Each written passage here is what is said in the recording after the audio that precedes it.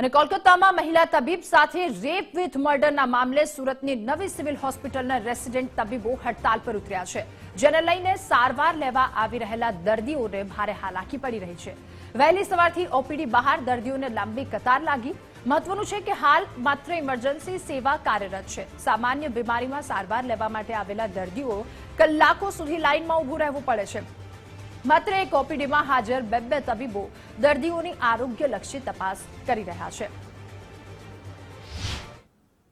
સુરત નવી civil hospital દક્ષિણ ગુજરાતના ગરીબ અને મધ્યમ વર્ગના લોકો માટે આશીર્વાદ સમાન ગણવામાં આવે છે। આ નવી સિવિલ હોસ્પિટલમાં આજરોજ પશ્ચિમ બંગાળમાં બનેલી જે દુઃખદ ઘટનાને લઈને રેસિડેન્ટ તબીબો હડતાળ પર ઉતર્યા છે, ત્યારે આ હડતાળની સીધી અસર સુરત નવી સિવિલ હોસ્પિટલમાં સારવાર લેવા માટે આવી રહેલા દર્દીઓ પર જોવા મળી રહી છે। જે સવારથી નવી સિવિલ હોસ્પિટલ ખાતે જે દર્દીઓની લાંબી કતારો છે તે ઓપીડી બહાર જોવા મળી રહી છે, જેની પાછળનું કારણ એ છે કે રેસિડેન્ટ તબીબો આજે હડતાળ પર છે। જે પશ્ચિમ બંગાળની અંદર મહિલા તબીબ જોડે બનેલી રેપ વિથ મર્ડરની ઘટનાના ઘેરા પ્રત્યાઘાતો સમગ્ર દેશભરમાં પડ્યા છે અને તેને લઈને તબીબી આલમમાં આ ઘટનાને લઈને ભારોભાર છે તે રોષ જોવા મળી રહ્યો છે। રેસિડેન્ટ તબીબો આજે હડતાળ પર હોવાના કારણે સવારથી જે લોકો છે તે સારવાર માટે આવ્યા છે। આપકા નામ बताइए। आपका नाम? राकेश पाटिल। कितने बजे से खड़े हो? अब हम 8:30 बजे किस ट्रीटमेंट के लिए आए हो? वो बीपी का दवा लेना है पापा का, उनका लाइन। बिल्कुल नहीं सारवार માટે આવેલો છે। आपका नाम? प्रदीप। प्रदीप भाई कितने बजे से आए हो? मैं आधा घंटा हुआ है, 40 मिनट हुआ है। दवाई लेना है। लाइन है, डॉक्टर दूसरे डॉक्टर है यहाँ पर?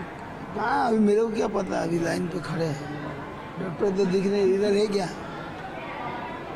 दिखते होगा तो दवा लेंगे, नहीं तो जाएंगे।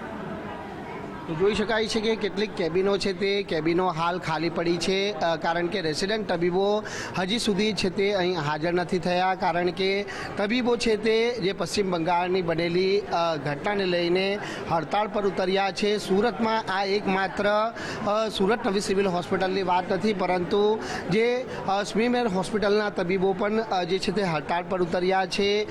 સંપૂર્ણ જે ઘટના અને સખત શબ્દોમાં લોકો વખોડી રહ્યા છે। લોકો જોડે વાત કરીશું। આપકા નામ? ललित मोटवानी। ललित जी बताइए किस तरह हालाकी का सामना करना पड़ रहा है? सर बहुत तकलीफ हो रही है, साहब डॉक्टर नहीं तो तकलीफ तो पड़ने वाली सर। हमको खबर नहीं थी कि हड़ताल है, ये खबर नहीं थी हम लोग को आज। જે પ્રમાણેની દર્દીઓની લાઈન આપ જોઈ શકો છો કે અહીં લાંબી કતાર નવી સિવિલ હોસ્પિટલ ખાતે જોવા મળી રહી છે। મહત્વનું છે કે પશ્ચિમ બંગાળની ઘટનાને લઈને સુરત નવી સિવિલ હોસ્પિટલના તબીબોએ પણ જે છે તે 24 કલાક છે તે હડતાળ પર ઉતર્યા છે। જે ઓપીડીના કામકાજથી તેઓ અળગા રહ્યા છે અને માત્ર જે ઇમરજન્સી સેવા આપવાની છે તે નિર્ણય કરવામાં આવ્યો છે અને તેના અનુસંધાને આ પ્રકારની સ્થિતિ છે તે સુરત નવી સિવિલ હોસ્પિટલ ખાતે જોવા મળી રહી છે, જેની સીધી અસર છે તે હવે નવી સિવિલ હોસ્પિટલમાં સારવાર લેવા માટે આવી રહેલા દર્દીઓ પર છે તે ક્યાંક ને ક્યાંક જોવા મળી રહી છે।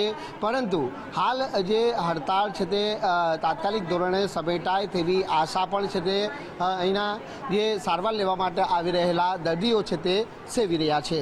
કેમેરામેન અક્ષય વાડે સાથે રાકેશ ભટ્ટ, ગુજરાત ફર્સ્ટ, સુરત।